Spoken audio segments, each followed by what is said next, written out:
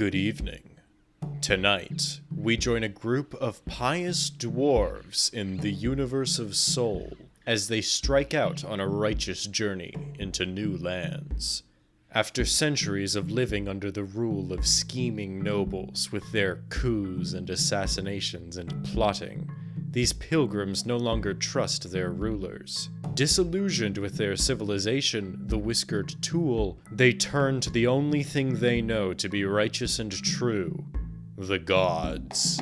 They seek to build a great place of worship for the dwarven deities. These 7 dwarves call themselves the Ship of Saints, and ride under a banner bearing an image of a mountain being submerged by 3 waves. Their journey takes them straight through goblin lands. Their destination is in the Plain of Mourning, a scorching tropical grassland on the coast of the Comedic Sea, dangerously near the goblins and a Necromancer tower. Some call these dwarves fools. More call them mad, but the wisdom of the divine will surely protect them and guide them into safe harbor. Surely. A new chapter of dwarven history begins at this place. Onshenstegshil, Chantedfins, strike the earth.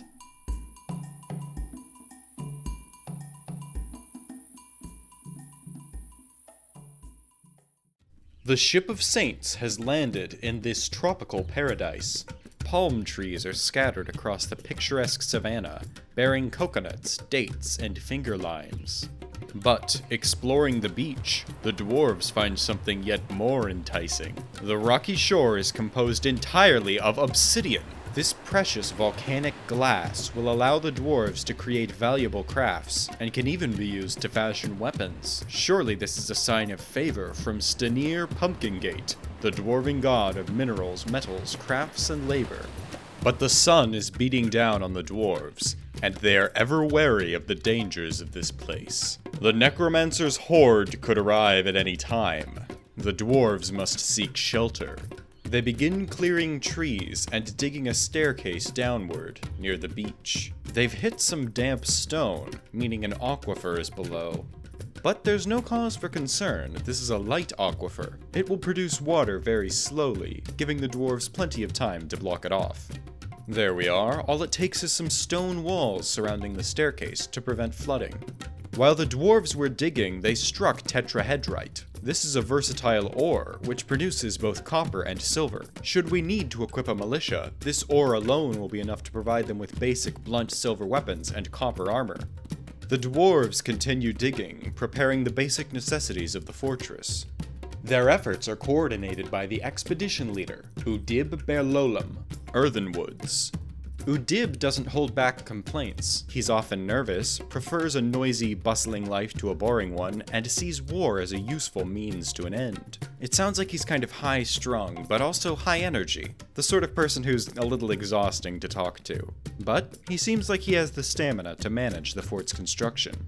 Udib, like most of the dwarves here, is an ardent worshipper of Tig the Lustful, dwarven god of disease and death. Tig is a pretty grim god to worship, but someone's got to do it. We wouldn't want the god of death and disease getting spiteful on us.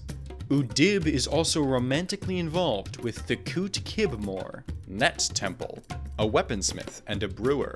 She's a bold flatterer, extremely friendly, to the point of being a bit insufferable. She's stubborn, not always confident, and she's slow to anger, yet often inflamed by hatred.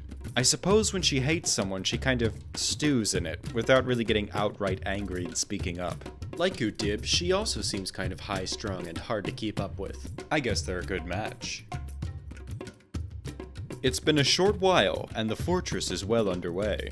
The miners have found so many minerals here, ores of copper, silver, and gold, that they've taken to digging out the fortress into the hollowed-out veins of the ores. By following the shape of the minerals, the dwarves dig their home in accordance with the will of Stenir. It's pretty messy right now. It'll look better after a bit more work. But something strange is unfolding on the surface. A group of migrants is arriving from the homeland, but these dwarves are not simple peasants. Among the new migrants is Id Dishmeblek and Zasit Azothdumot, husband and wife. They are necromancers, wizards capable of twisting the very forces of life and death, and they've just arrived as citizens to our fortress. This rather complicates matters. We're still trying to get our basic fortress prepared. We don't have time to be keeping an eye on these death magicians. We could turn them away, but they're both ardent worshippers of Tig the Lustful. Who were we to refuse faithful believers? Perhaps their presence is the will of Tig. Join us, Zasit and Id, and help spread the grim designs of Tig. Both of these necromancers are ambitious and dream of ruling the world. Zasit has an overbearing personality, feels obliged to reciprocate favors, values harmony, and she often feels lustful. Id is prone to strong feelings of jealousy, values romance, is slow to anger, and does not often feel lustful. The complexities of their relationship are no doubt ineffable to mere mortals such as ourselves. Let's just hope they can avoid summoning any undead monsters for a few more months so we can get this fortress in order and figure out what to do with them.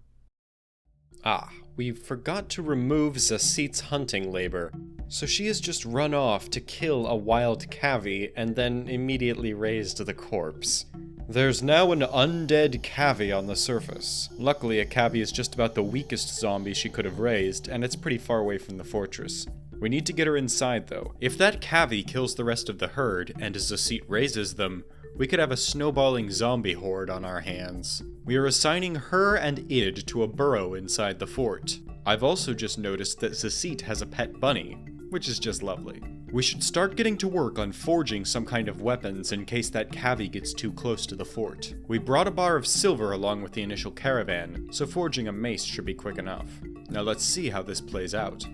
Well, the corpse seems to be moving pretty slowly. It can't catch up with the faster live cavies, probably in part because it's missing a leg. The mace has been completed. We'll create a military squad, led by one of our starting 7 dwarves who has some combat skills. Kubuk Lysid Digel, Clash's Galley.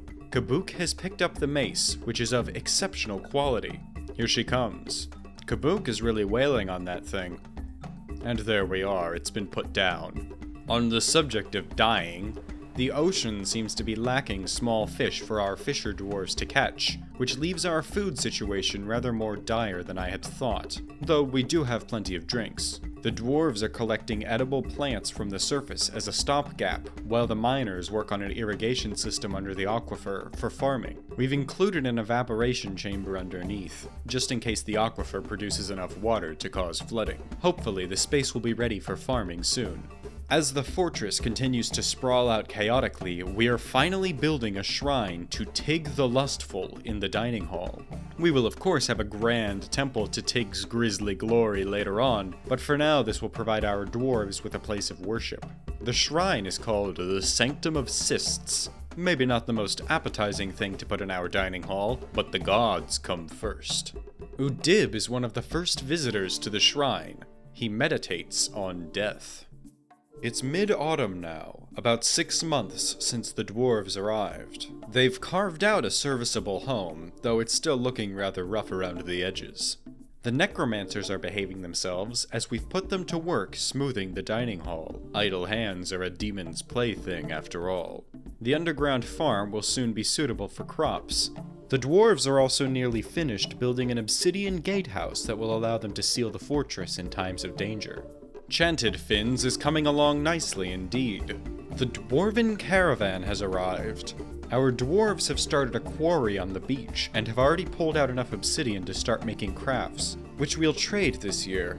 The outpost liaison is speaking with Udib, but we're hardly interested in the goings-on back in the mountains. We're here to start anew and have little time to discuss the corrupt bumblings of the aristocrats in the homelands. The dwarves trade for what little they can afford. Winter has arrived on the calendar. Though the heat of the sun never abates in this place, a deeper cold has come to Chantedfins. The dead are here. The Necromancer Tower is making its move.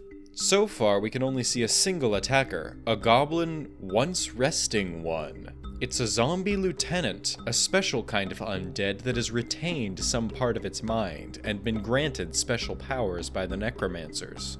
but it left immediately upon being sighted and doesn't seem to have been accompanied by any other undead. A scout, it seems. It's certainly unsettling to be watched by such a creature, but we'll take a scout over an invasion any day. Another interloper arrived just as that monster left. A kobold thief. A few kobolds have taken residence in some monastery just to the south. She might have come from one of those. But we're hardly concerned about this creature. And there she goes. I suspect we'll see more kobolds try to sneak in and swipe things from us in the future, though. We now have the fundamental necessities of the fortress prepared. Our dining hall is spacious, we have enough bedrooms in the residence hall for our current 18 dwarves, the farms are up and running, our workshops are pumping out goods, and the forges are ready. We can now turn our attention to the main goal of this fortress. The miners are digging north in order to carve out the first of our grand temples to the gods. Tig the Lustful will of course be the first god to be honored, as she is the most beloved deity among the dwarves of Chantedfins. With the space dug out, the dwarves are preparing statues and altars. The new temple is going to be a place for all denominations of Tig worshippers to pray, though there is a particular religion called the Putrid Doctrines, which has been gaining support among the dwarves. If their sect becomes dominant enough in the fort, we may allow them to take charge of this temple for their own purposes. Work continues, the altars are in place, and the necromancers are diligently smoothing the temple to their god. It's spring of the year 551, and something wonderfully strange has happened.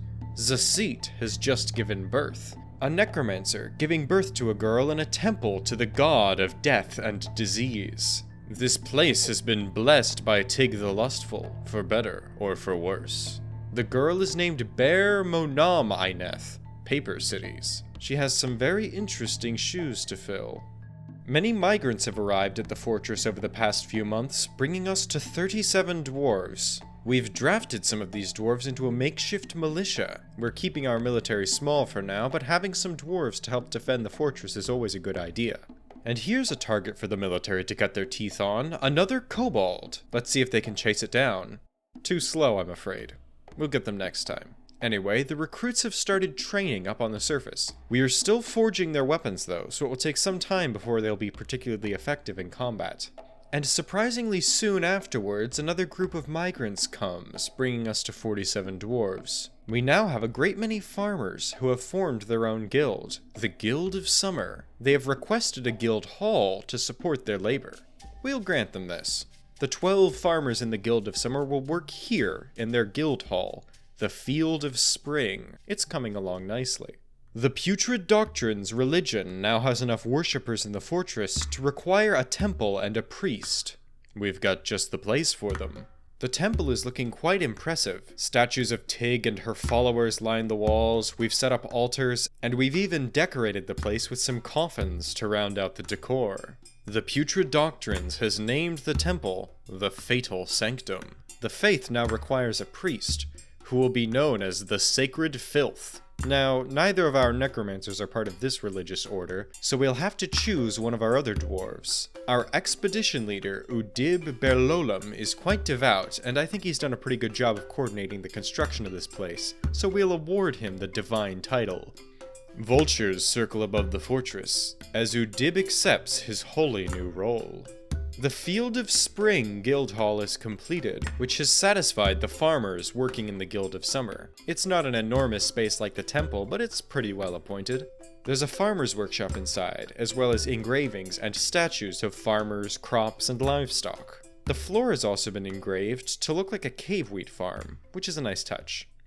But off in the distance, a foul figure can be seen. A goblin bowman, once resting one, is standing on the outskirts of Chantedfins, watching. But this one isn't leaving. It's approaching the fortress. But it's only one undead goblin. How dangerous can it be? We have 10 dwarves in our militia now, some of whom are somewhat armored in copper and carrying silver maces. Surely we can kill one undead lieutenant. Our best equipped soldier is also standing pretty close to the intruder. It's Kabuk. She even has some experience fighting undead, albeit against a zombie cavi. I think we have a good chance against this invader. Let's see how the military does. Kabuk approaches. This is looking kind of ugly. She's unleashing a flurry of blows, but the zombie is dodging them all. It seems to be extremely agile, and even at point-blank range, the zombie is loosing arrows into our military commander and doing a lot of damage. But some more soldiers have arrived. Oh no, this is looking very bad. They aren't doing hardly anything to this creature. It's tearing through them all. Once resting ones seem to be unbelievably powerful. Our soldiers are dropping like flies. 9 out of the 10 soldiers we have fielded against this creature have died. This is the power of the dead. The power of Tig's reanimated children.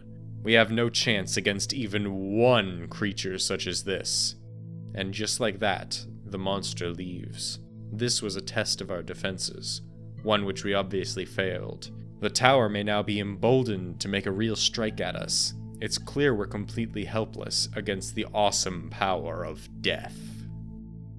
These bodies need to be dealt with. The dwarves entomb the corpses in the Temple of Tig. One dwarf survived the encounter with the once resting one, though they sustained hefty wounds.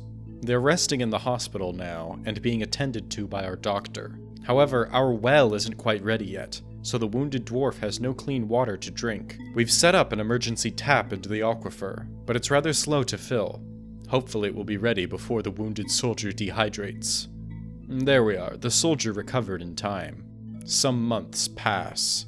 The dwarven caravan comes and goes. But eventually we get a migrant wave to replenish our citizenry, and we find yet another necromancer amongst the new arrivals. Endok, a diagnoser. She's another ardent worshipper of Tig the Lustful. This fortress was supposed to be free of the corruption in the homeland, and necromancers are not known to be the most law-abiding bunch. And given how deadly we've just seen necromancy to be, I think our dwarves are starting to get less tolerant of these sorcerers. Before we take any action against them, though, we need to gather more information about them. Building a prison will allow us to appoint a sheriff to investigate such matters. We've dug out some space to the south next to our hospital, and our cistern, which is finally filling up. Now, with the prison ready, we need to assign a sheriff. We're going to choose Solon Keskalust, Shotbreach. She respects the law and sees those who attempt to conceal their emotions as vain and foolish. She's a competent judge of intent, intimidator, comedian, and flatterer. Sounds like she has the skills we need to lay bare any crimes these sorcerers have committed. But it looks like since no crimes have been committed here in the fortress, we can't interrogate any of these necromancers. Well, in lieu of serious investigation, our dwarves are going to need to isolate these necromancers from the rest of the fortress. There's no telling what kind of dangers these wizards might create if they encounter any corpses in the fortress. To build what we're planning, we'll need a lot of stone, so the dwarves are expanding the quarry on the beach. A stonecrafter just created a microcline crown artifact, but it's not particularly impressive. We also got a copper armor stand artifact a while back, but it's not very impressive either. The dwarves are digging out a moat to collect stone, though they've hit the aquifer. This is going to put something of a time constraint on the moat construction, because if we don't wall up the sides fast enough, it's going to fill with water, and we'll have a very hard time digging any deeper. But again, this is a light aquifer, so we should have plenty of time. With a great deal of stone excavated, and our masons busy carving those stones into blocks, the dwarves are ready to begin building. To contain the necromancers, we are building a structure befitting them, a tower.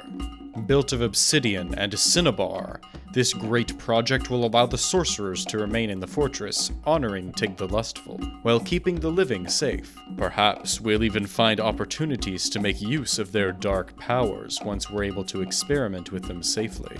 The dwarves have certainly taken note of the power of the undead. Perhaps that power can be ours. The dwarves continue laboring to erect this dark monument. Work continues for many months. The tower begins shaping into something closer to a livable space. But a new danger comes to threaten the workers. The Werelama Bax Naxobosa Slaz has come. Now you will know why you fear the night. The Werelama is just on the other side of the drawbridge. We have a lot of workers in the tower's base right now. This could turn ugly very fast. We'll try and get everyone to safety. Luckily, most of the fort evacuates quickly while the beast tears apart the livestock. One farmer is still inside the structure, but the werelama luckily turned back into a goblin. Now, Bax is trapped here. Until we pull the lever to drop our drawbridge, he can't cross the moat to escape. This seems like an excellent time to reform our militia and put down this monster for good. Our makeshift squad is equipping itself with what little arms we have, and they're ready to fight. The new soldiers are piling on, but the goblin is determined to survive and makes a death-defying escape straight into the moat. It's a substantial fall, 4 Z levels, but Bax sticks the landing and runs off into the night. Because despite his little indiscretion here, Bax has important business to attend to. To the southeast, in the town of Guilt-Taught, Bax has made quite a name for himself in the criminal underworld. Operating out of the sewers, Bax leads a group of criminals called the Fatal Wisps. He's been busy. A decade or so back, he successfully took over a second criminal group in Guilt-Taught called the League of Rings, which is now part of the Fatal Wisps. The League of Rings used to be led by a human necromancer, Kaser Spokenplotted, who I guess is working for Bax now. This consolidation of organized crime could be a problem for the thousands of law-abiding human and goblin citizens of the town, but luckily that's not our problem. It would be nice if their mob bosses stopped slaughtering our livestock, though. On the home front, a different kind of plot is unfolding. The citizens of Chantedfins have elected a mayor, and they chose Zasit the Necromancer. It seems that as our tower slowly grows, the dwarves are beginning to really respect dark magic and those who wield it. What greater way could there be to honor Tig the Lustful than to raise minions of death and use them to snuff out the lives of our enemies? This tower will be a great instrument of the divine carnage of Tig the Lustful. Work resumes with renewed vigor, but progress is quickly cut short. To the south, a putrid stench rolls across the savannah. The dead walk. Run while you can. The servants of death have arrived in force, with an army of zombies. Dozens of shambling horrors begin approaching the fortress, but our dwarves all quickly retreat behind the safety of the moat. With the fort besieged by the dead, work on the tower will be impossible. But just because the dwarves are locked away from the outside world doesn't mean they can't be productive. There are a lot of internal fortress projects that they can work on while stuck here. We are of course going to stockpile some rock blocks so we can get to work on the tower once the siege is lifted. We are also expanding the residential district to support the 79 dwarves that now reside in Chantedfins. These labyrinthine halls will soon be furnished with the finest in dwarven stoneworking. With our access to the surface and the supply caravans now cut off, the dwarves need to be particularly conscious of their food stores. We are running a little light on food and drink, so it would be prudent to ramp up our farming effort. There's a space under our existing farms that we were using as a sort of drain in case of flooding. Water has been seeping down into here over time, so the ground has become irrigated and fertile. This should be enough to sustain us for some time. Outside, it's a grim sight. The undead horde covers every inch of the savannah. They shoot at what living creatures they can find, mostly giant birds, but their true prey is safe and sound under rock and stone. Waiting on the other side of the moat, a familiar face watches the fortress. A2 horror maligned the puzzling entrance of wings. A goblin bowman, once resting one. She's the same creature that so deftly struck down our defenses the last time the Necromancers came calling. Her efforts seem to have earned her command of this invasion force. The history of A2 and her undying ilk spans centuries. These undead were spawned by the necromantic machinations of the mummy, C.T. Hammerstopped, who once ruled the human civilization, the Union of Kegs, as lawgiver. He died at the age of 63, and his remains were sealed in the tomb Borewards. But soon after, a treasure hunter broke into his resting place and disturbed his slumber. C.T. was raised from the dead as a foul mummy with unnatural powers. Over the decades, he formed a pact with 2 other mummies and began raising an undead army, calling his forces the Laconic Dots. Their undead horde conquered a few surrounding sites, drawing the ire of the nearby human governments. 3 human civilizations banded together in an alliance against this menace, including CT's own former subjects, the Union of Kegs. They managed to capture and imprison Seti, locking him away in Conjure Bows, a castle far to the west of his homeland. Some decades later, Seti made his escape, and began reforming his forces. A2 Horror Maligned was among these undead raised in Seti's second rise. These monsters were used to build Seti's new seat of power, the Tower of Wind Peaked, under the banner of the Godly Prestige. And there, the mummy king, Seti Ongukaros, yet resides, now plotting the destruction of Chantedfins 2.5 centuries after his natural birth. But rather than worry over things they can't do anything about right now, the dwarves focus on improving their home. This fortress is supposed to be dedicated to worship, after all. The dwarves begin carving out 2 more temples near the fatal sanctum. A water buffalo just starved to death in the temple district. It is rather concerning that the buffalo is right next to our necromancers. We wouldn't want something that size getting raised as a zombie in the middle of the fort. Someone's dumping the corpse in our underground landfill, though. On the subject of our necromancers, the seat still doesn't have proper mayoral accommodations yet.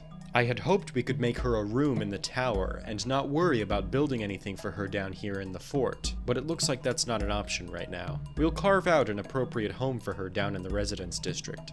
There we are, her room is properly smoothed and furnished, and she's satisfied with it. She is demanding we make her some skull totems now, but that's not an issue. We really need to get rid of some of these skulls in our refuse heap anyway. It's overflowing.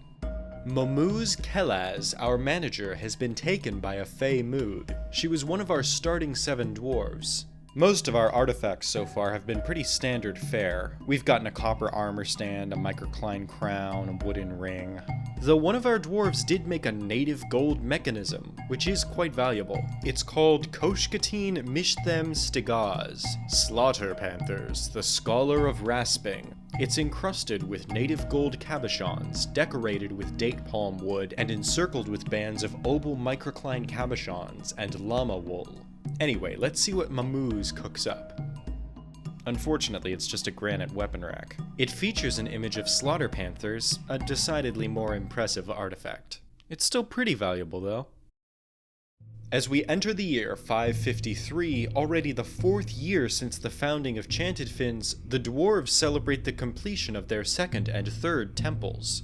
Each has been sufficiently furnished to be considered a temple complex. To the east of the Fatal Sanctum is the Truthful Abbey. This temple is dedicated to Othud Gleesold, the dwarven god of wealth, trade, and consolation. Only 7 dwarves in the fortress worship this deity, but the space has been decadently furnished nonetheless. Gold statues and altars line the walls of this monument to dwarven materialism. To the west, the dwarves have built the Fenced Church, a temple to Urem Blocked Rain, god of discipline, laws, and justice. This temple features silver chains and statues of warhammers along the walls, to impress the importance of dwarven justice upon Urem Blocked Rain's 10 disciples here. While we have lavishly appointed all 3 of these temples, in truth, most of the fort is united in their worship of Tig the Lustful. 51 of the fort's 79 dwarves worship her, and nearly half of those worshippers are part of the Putrid Doctrines religious order. Right now I don't really expect any other religions to gain an organized foothold here in the fort, but we'll see. After finishing the main temples, the dwarves also erect shrines to the other minor deities worshipped by our citizens. Duthner, Shaka, the Mountainous Rocks, Id the Sepia Lilac, Stenir Pumpkin Gate, Maban, Stead Rained-Mastered, Shama Water Lilacs the Silvery Clawed, Eitvid Splash Lake, Sapa the Routed. The entire dwarven pantheon now enjoys tribute from their worshippers. And now, with the blessing of the gods, the dwarves bide their time. The undead horde has trapped them below the surface, but the underground is their home. They know how to bore deep into the world and exploit its great mineral wealth. When the undead tempest passes, the dwarves will emerge from the depths stronger than ever, ready to crush those heathens who would oppose the will of the gods. But it's getting late, and I must retire. Come find me again some other night, and hear more tales from the holy fortress of Chantedfins.